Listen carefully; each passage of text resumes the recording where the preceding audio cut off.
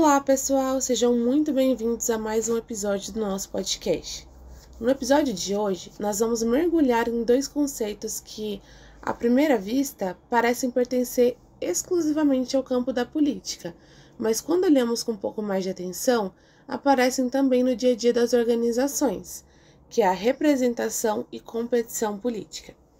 Para isso, nós vamos conversar sobre dois autores fundamentais, Joseph Schumpeter, que transforma a nossa visão de democracia justamente ao colocá-la como um método competitivo, e Robert Dahl, que amplia nossa visão explicando como o poder ele se distribui em sociedades complexas. A ideia é entender o que essas teorias dizem sobre o Estado e, principalmente, como elas ajudam a explicar a dinâmica interna das empresas, onde decisões, disputas, interesses e grupos eles também coexistem e competem. Então vamos aprofundar esse tema com calma, com bastante contexto histórico, exemplos práticos, para que vocês entendam que não é só a teoria, mas também como ela se conecta com a realidade. Isso tudo faz muito sentido, porque quando falamos de política, a maioria das pessoas pensa imediatamente em eleições, em partidos, em governos, mas se pararmos para observar com mais cuidado, percebemos que várias estruturas políticas, como por exemplo disputa, influência, persuasão, tomada de decisão por representantes, elas também aparecem no ambiente de trabalho. Ou seja, a política ela não está apenas no Estado. Ela está nas relações humanas, nas discussões sobre prioridades, nos conflitos entre as áreas, na escolha de lideranças e até na defesa de projetos internos. E quando conseguimos enxergar as organizações dessa forma, percebemos que elas também são sistemas de poder. Sistemas que passam por mudanças, conflitos, disputas e negociações, assim como a democracia real. Por isso, é tão importante compreender ali Schumpeter e Dahl. Eles nos ajudam a compreender melhor por que as decisões acontecem do jeito que acontecem e por que certos grupos ganham mais influência em determinados momentos. Então, nós vamos nos aprofundar bastante nisso. E para que a gente possa se aprofundar um pouquinho mais nesse tema, vamos começar pelo Schumpeter. Quem foi Schumpeter? Ele nasceu em 1883 na Áustria, em um período de transformações gigantescas na economia global. Era um momento de industrialização acelerada, revolução tecnológica e ampliação do capitalismo, tudo que acabou moldando as suas teorias posteriormente. Schumpeter ficou muito conhecido por estudar inovação. Ele dizia que o capitalismo avançava por meio de ciclos de destruição criativa. Novas tecnologias substituem antigas, novos produtos eliminam concorrentes, novos modelos de negócio reformulam mercados inteiros. Mas pouca gente sabe que Schumpeter também tinha um interesse profundo em entender como a democracia realmente funcionava. Ele faz um movimento importante, abandona uma visão idealizada de democracia e propõe uma definição mais realista e pragmática. E todo esse movimento ele é essencial. Na época, muitos teóricos acreditavam que democracia era simplesmente a expressão da vontade geral, como se existisse uma voz única representando toda uma sociedade.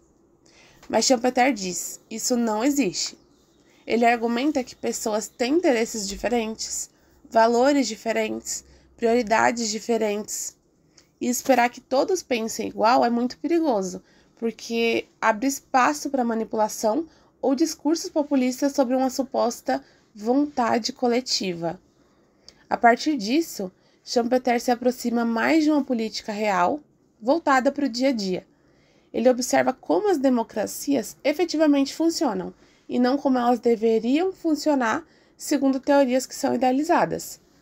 E é por isso que as suas contribuições elas são tão importantes até hoje. Ele nos ajuda a entender a democracia como um arranjo institucional e não como um estado de harmonia entre todos. Para Schumpeter, democracia é principalmente um método. Não é estado moral, não é unanimidade, não é consenso. É um método para escolher líderes por meio da competição pelo voto. Ou seja, o papel do cidadão é escolher quem governa e não governar diretamente. Isso reduz a democracia a um processo mais simples e observável. Líderes competem entre si pelas preferências dos eleitores, como as empresas elas competem por consumidores. E isso é muito interessante porque acaba transformando completamente a nossa percepção. A ideia de que o cidadão participa ativamente de todas as decisões é trocada por uma democracia baseada na delegação. Mas isso não significa que o povo perde o poder. Significa que exerce o poder principal no momento da escolha.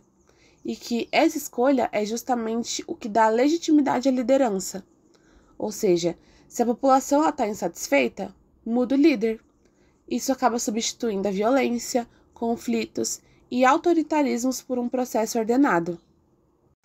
Schumpeter também enfatiza que essa competição entre grupos é fundamental para o equilíbrio do sistema. Se não houvesse competição, teríamos um governo fechado em si mesmo. Por outro lado, se houver a competição saudável, o sistema se renova, se oxigena, se corrige.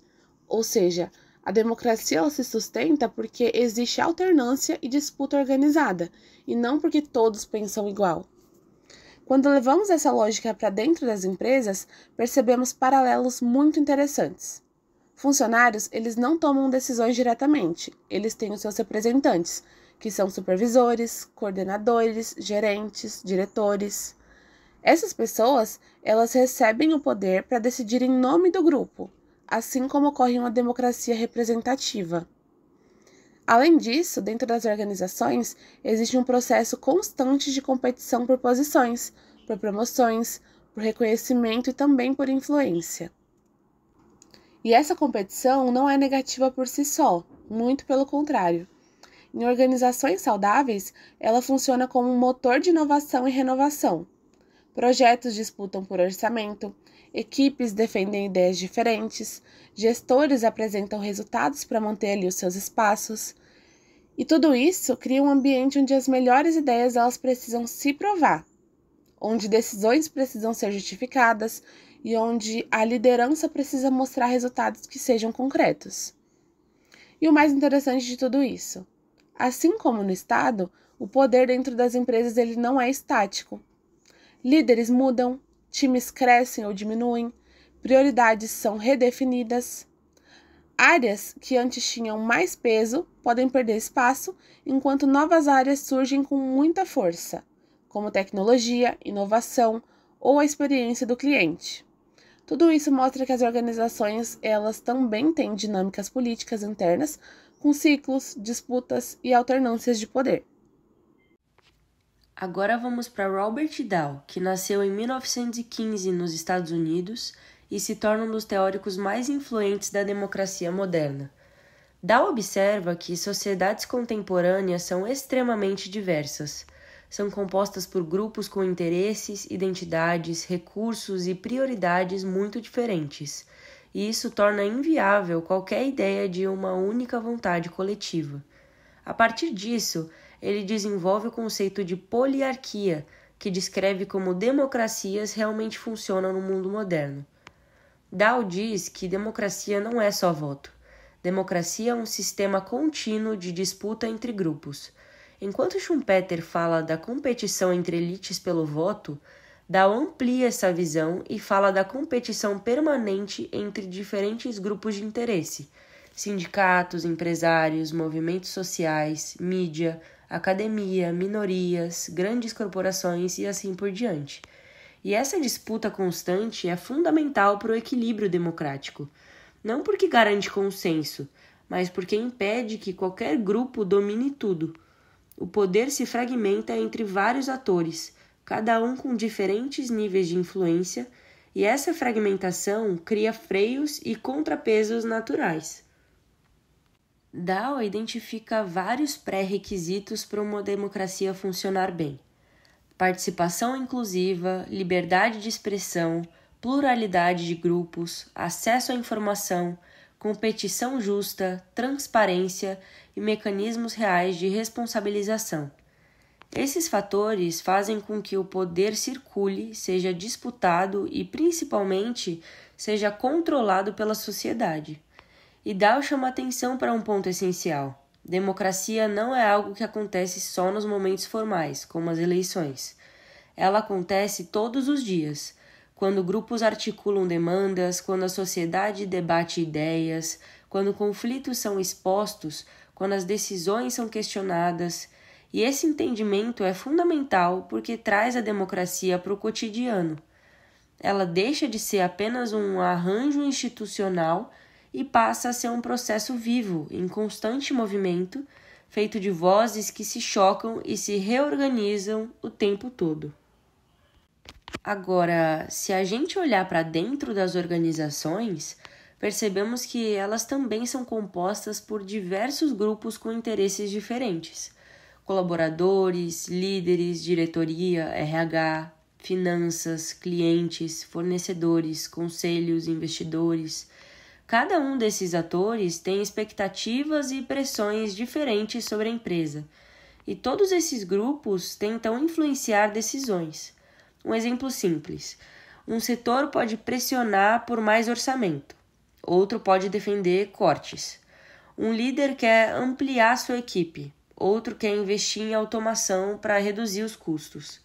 Investidores querem retorno rápido, o RH quer bem-estar e redução de turnover. Nenhum desses interesses é único ou absoluto. Então, o ambiente empresarial se parece muito com a poliarquia.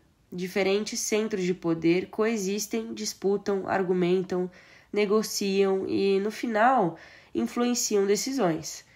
Isso torna o processo mais complexo, mas também mais rico, porque nenhum grupo domina tudo, pelo menos em organizações equilibradas. Bom, agora continuando, a gente vai falar sobre interesses, lobby e narrativa.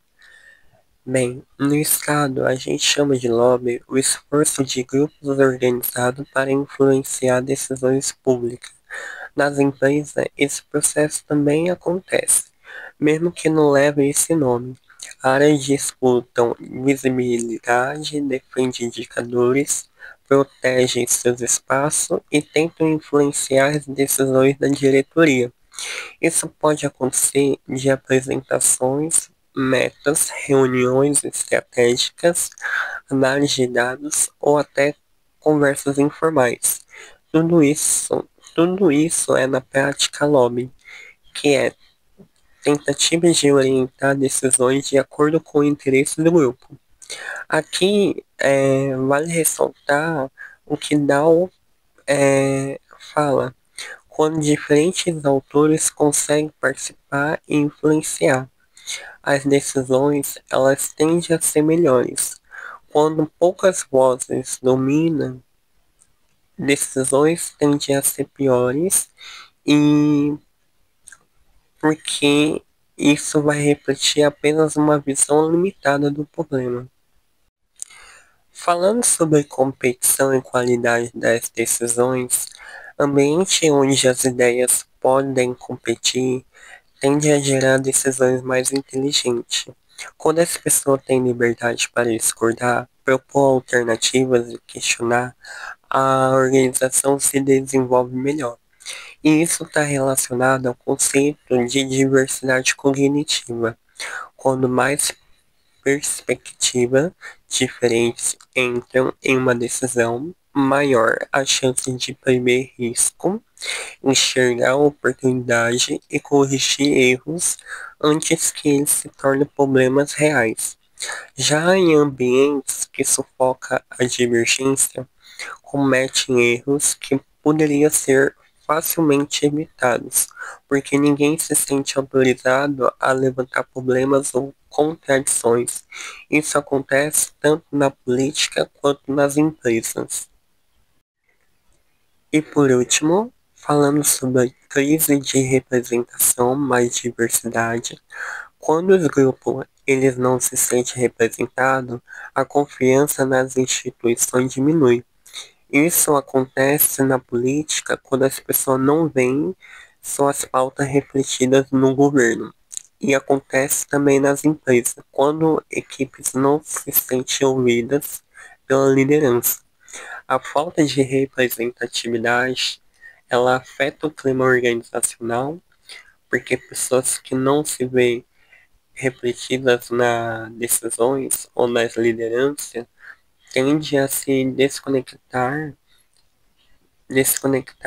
perder motivação e se engajar menos. Isso afeta a produtividade, cultura e resultados.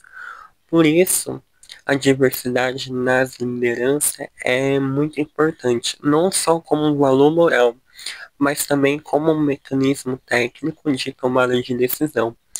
Lideranças diversas enxergam problemas diferentes, percebem no, percebem nuances diferentes e questionam mais. Isso melhora a qualidade das escolhas dentro de uma organização.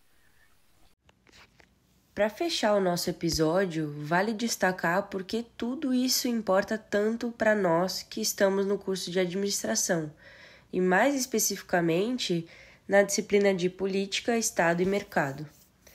Quando estudamos Schumpeter e Dow, estamos indo muito além da teoria política. Estamos entendendo como decisões são tomadas, como o poder é distribuído e como interesses entram em conflito. E isso não se aplica só aos governos, mas também ao ambiente organizacional, que é justamente o campo central da administração. A disciplina Política, Estado e Mercado nos mostra que nenhuma organização vive isolada. Toda empresa está inserida em um contexto onde Estado, mercado e sociedade interagem o tempo todo. E dentro da própria organização, existem microestruturas de poder que funcionam de forma semelhante às estruturas políticas que eles analisam. Há representação, disputa, competição, grupos com interesses diferentes, pressões internas e externas. Schumpeter nos ajuda a enxergar a importância da competição estruturada, tanto na política, com a alternância de poder, quanto na empresa, com a disputa entre ideias, projetos e lideranças. Ele nos lembra que sistemas estáveis dependem de mecanismos claros de seleção, seja de governantes, seja de gestores e estratégias organizacionais. Já Dow nos mostra que nenhuma decisão acontece num vácuo. Ele destaca o papel do pluralismo, da participação de múltiplas vozes, do acesso à informação, da circulação de narrativas e da fragmentação do poder. Isso faz um paralelo direto com os desafios do administrador contemporâneo, que precisa lidar com uma grande variedade de stakeholders, cada um tentando influenciar o rumo da organização. Quando pensamos na empresa como uma arena plural, percebemos que administrar não é apenas planejar, organizar e controlar. Administrar é também negociar, mediar conflitos, compreender interesses divergentes e, muitas vezes, construir pontes entre grupos que têm lógicas muito diferentes, como os acionistas, clientes, colaboradores, sindicatos e até órgãos reguladores do Estado. No fundo, o episódio inteiro de hoje reforça algo central para o curso de administração.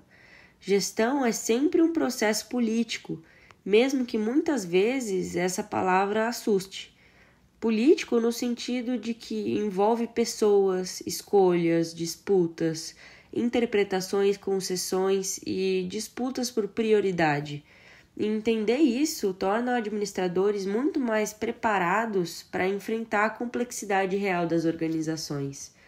Por isso, estudar Schumpeter e Dow dentro da disciplina de Política, Estado e Mercado não é apenas cumprir uma ementa acadêmica, é adquirir ferramentas para analisar ambientes organizacionais com mais profundidade, para entender como decisões são construídas e para se posicionar melhor dentro desses sistemas de poder, seja como gestor, como colaborador ou como alguém responsável por conduzir mudanças.